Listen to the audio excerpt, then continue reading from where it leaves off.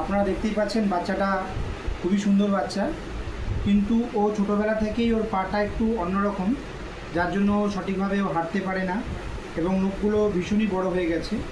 তো আজকে আমি বাচ্চাটার নখ কীভাবে কাটতে হয় তা আপনাদের সাথে সবার সাথে শেয়ার করব। এই যে রেড অংশটা দেখতে পাচ্ছেন, কোনোভাবেই যাতে কাটার, এই যে রেড অংশটা আপনারা দেখতে পাচ্ছেন, এই রেড অংশের বাইরে কিন্তু যদি যায় তাহলে বাচ্চাটার পায়ে ব্যথা লাগতে পারে এবং ব্লিডিং হতে পারে। তো আমরা এই রেড অংশের দিকে যাব না, আমরা এবারে যাচ্ছি কিভাবে আমরা নখটা কাটছি। তো ইতিমধ্যে আমার বোনের কাছে আমি বাচ্চাটিকে দিচ্ছি, খুবই ভালো বাচ্চা, সোনা বাচ্চা। তো তুমি একটু ধরো। তো আমরা নখ কাটা শুরু করছি। নখ কাটতে গেলে সর্বপ্রথম যেটা আমাদের করতে হয়, এই পোর্শন যেহেতু ব্ল্যাক কালারের নখ, তো সব সময় দেখা সম্ভব না, আমরা উপরের অংশটাকে আগে কেটে নেব। তারপরে এই যে রেড রেড দেখা যাচ্ছে এই পোর্শনটাকে আমরা কেটে নেব, তাহলে বাচ্চাটা লাগবেও না এবং সুন্দর নখটাও কাটা হয়ে যাবে। তো এই যে আমরা প্রথম যে 5টা আঙ্গুলে যে নখটা দেখছি, এই নখটাকে কোনো রকমভাবে যাতে না লাগে সেটা দেখতে হবে। হ্যাঁ, তো ছোটো বাচ্চা ওকে একটু আদর করতে হবে, ভোলাতে হবে, ভুলিয়ে নিয়ে পড়তে হবে। তো আশা করি বুঝতেই পাচ্ছেন,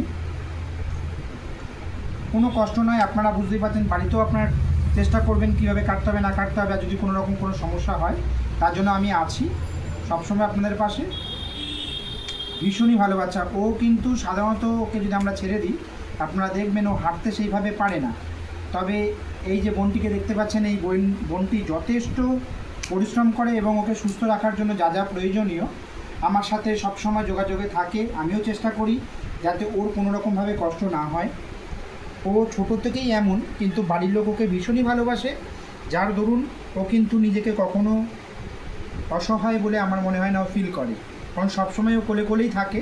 দেখতেই পাচ্ছেন ভীষণ আদুরে। হ্যাঁ, তো ও সবসময় খেলতে পছন্দ করে। তো এই বোনটি ওকে নিয়ে সবসময় খেলায় এবং ও বাড়ির আমাদের একটা ছোটো মেম্বারদের মতো। এই যে দেখতেই পাচ্ছেন কতটা অভিনয় করতে জানে, ভীষণ ভালো অভিনয় করতে জানে।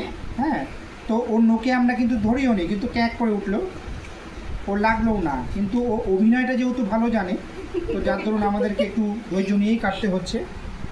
এবং ওই যে দেখতে পাচ্ছেন মাঝে মাঝে একটুখানি ঢং করে। হ্যাঁ হ্যাঁ, এই একটা ঢং। তো এখন আমি বোনকে রিকোয়েস্ট করবো যাতে একটু বাচ্চাটাকে ধরে। বাবু একটুখানি ধরো, আমি একটু দেখে নিই। ভীষণই ভালো বাচ্চা। হ্যাঁ হ্যাঁ, ওরম করে না, শোনো, ওরম করে না। আসলে ছোট বাচ্চা, ও প্রথম এরকম নখ কাটাও দেখছে চোখের সামনে, আগে এরকমও কখনো দেখেনি, যার জন্য ঘাবড়ে যাচ্ছে।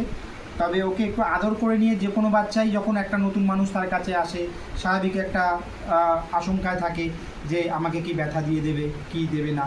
তো সবসময় চেষ্টা করবেন নিজের সন্তানের মতন ভাবতে, এবং ওরা অসহায়, ওদেরকে সবসময় ভালোবাসা দেওয়ার চেষ্টা করবেন। আর আশা করি আপনারা শেখাতে পেরেছি আপনাদের কীভাবে নখ কাটতে হয়। Thank you.